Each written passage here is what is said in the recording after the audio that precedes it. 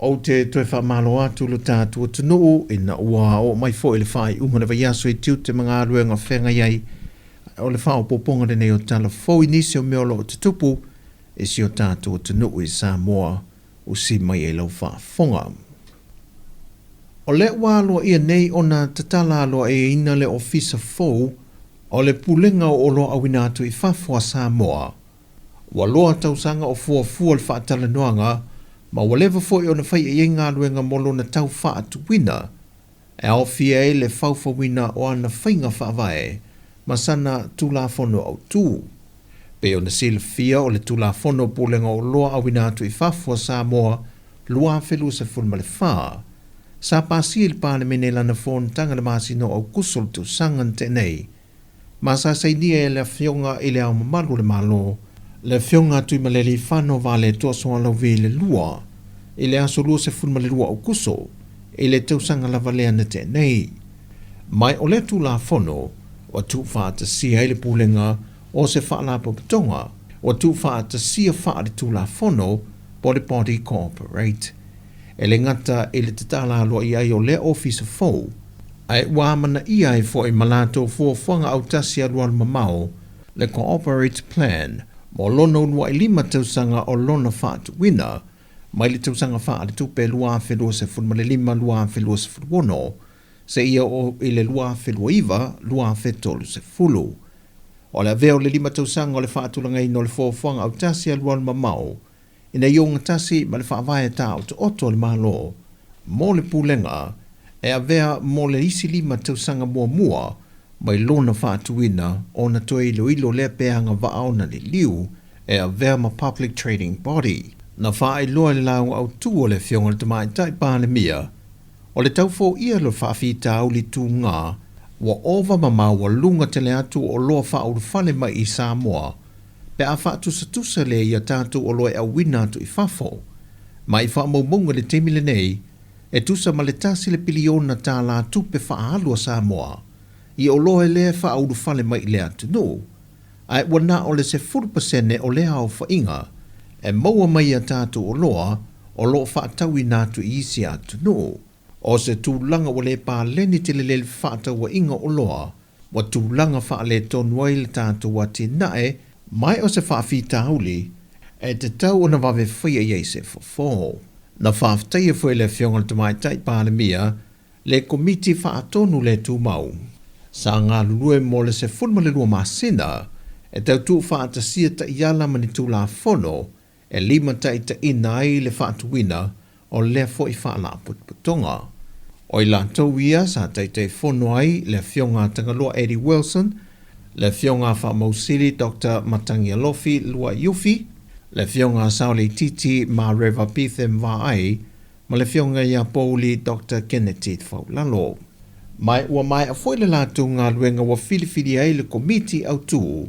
e te tala whaatasi ai lātu ngā luenga mani officer fōu. Le ua teitei whono ai le fionga tui a opo Andrew Aliki, le fionga tui Maseve Queenie Mary a Sora Finau, le fionga Pesata Peter Tone, le fionga Tangaloa Eddie Wilson, ma le fionga va ai kolone va ai. Ua whai loa se tasio whai unga al fontanga le kāpeneta le aso lulu le vai aso nei.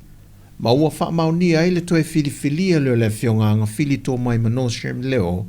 i le tō finga o le ofisa sili o le pūlenga o le mtanga luenga le pāle mia ma le kāpeneta, wha pia fōi le tō finga wha whailau tusi o le kāpeneta, mo le isi tōlu tausanga wha o popo. E le soifua au na o le tamani i o le atunuu, na mua i tō fia le whaai ungo le tausanga lua fe se fulma le 5, ma amata aloa ia i le lua fe lua se fulma le 1, na amata la na tautua mo le malo i le tausanga lua fe ma le tasi, o se whaia onga whauina i le kolisi o Sāmoa, ma tō fia i lea e ngalue le mtanga luenga o le pāle mia ma le kāpeneta, i le tausanga lua fe ma le 7 e o mai i le so.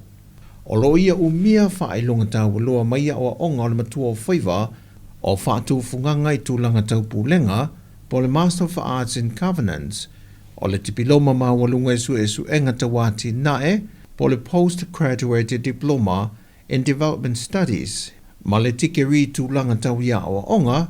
Mai sa o ina foi o ia le kolisi o Sāmoa, ma ngai atua i Universite o le Pasifika i Sote Fiti. O ia foi o se tasi o teitai, mo le maafutanga wha le tuspa i e lalo nea. E to lua o la alo, ma o se tama whanau le fio ango tufulele, a maile sa muso masalai lua.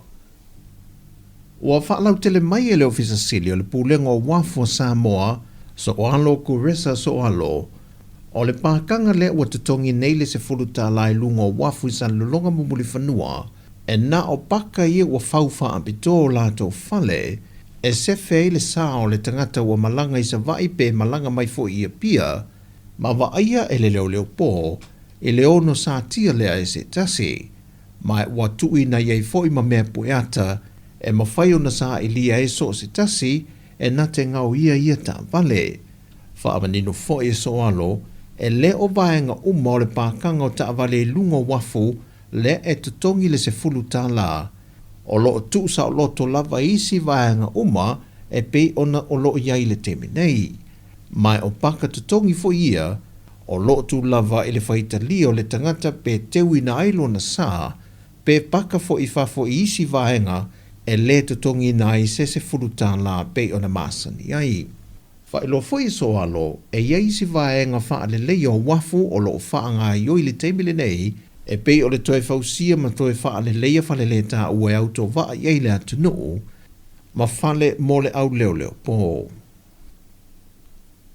Ua whaelo mai le reporti o le Asia Singa le komiti wha atonu, o le poloketi o le miliona tā lai tu malo te tasi,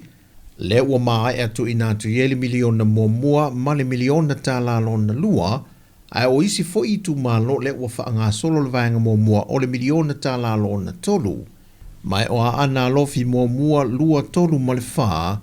ua wha e loa nisi o ala atuati na e o le miliona tā lalo na lua, na wha tupe nai computers mo le o ino wha nau le a onga tūlanga lua ana lofi numero mua,